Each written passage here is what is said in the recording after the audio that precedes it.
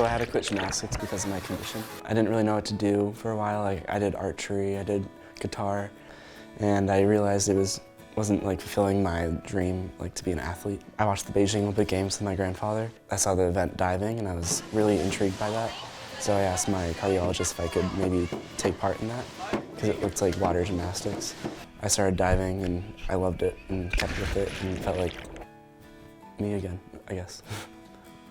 My normal is different than other people, but it feels normal to me because I've always lived it. CPVT is a bad gene that makes a bad protein in the heart, so that when the adrenaline levels get really high, the electrical activity of the heart becomes very disorganized. It's a genetic disease, but it's rarely a disease that comes through families because the patients die just before they'd be old enough to have children. I came to pick him up to practice. He had just completed a 4-hour practice and he collapsed. And that was probably one of the longest nights of our lives. He couldn't talk to him because he was so out of it from the medication that he would just fall asleep and scream and cry and then fall asleep and scream and cry, and he couldn't reach him, and it was just terrifying. It wasn't until 7 a.m. the next morning when the drugs finally wore off and he woke up that he said, "Hi, Mom," and I was like... He has chosen to sort of push the activity part a little harder. Activity is one of the classic triggers for the bad arrhythmias in CPVT. When we figured out he had it, we were trying to figure out things he could do that would let him, be a kid, but that wouldn't be crazy. You would have no idea that Reece had any sort of problem, and he just doesn't let it hold him back at all. He's so optimistic and positive about everything, and I think it's kind of easy to get caught up in this whole cycle of, my life is hard, and then he has this thing that affects him every day, and you wouldn't know. He's really accomplished in diving too, and it's just it's pretty inspirational.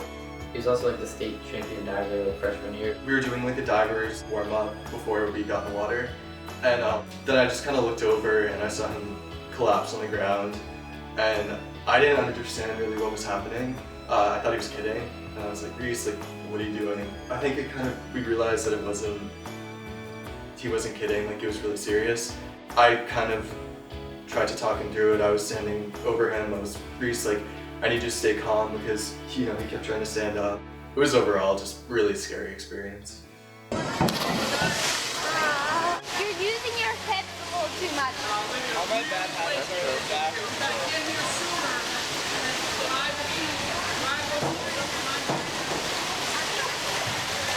I'm not doing a brace workout today. I'm not dealing with that thing for a while. He had a monitor that we injected under his skin, and both that monitor and the defibrillator pacemaker he has have a little wireless system that can transmit what it's recorded into the bedside computer, which then sends it to us through the company in Minneapolis. It records anytime his heart rate is above 170, so we can keep tabs on him.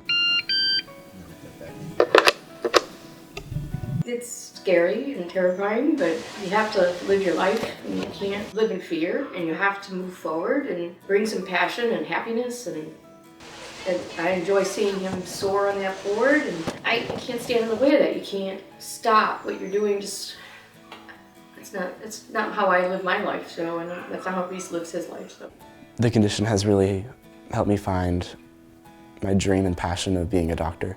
I'm kind of thankful because this condition is grueling on your body and your mind, but it's also a blessing because it's given me so much insight of what I want to be. It's inspiring because I want to help kids who have other heart conditions and heart diseases not have to go through what I had to. I think helping them cure conditions or cure diseases or fix their broken hearts is what I really want to do.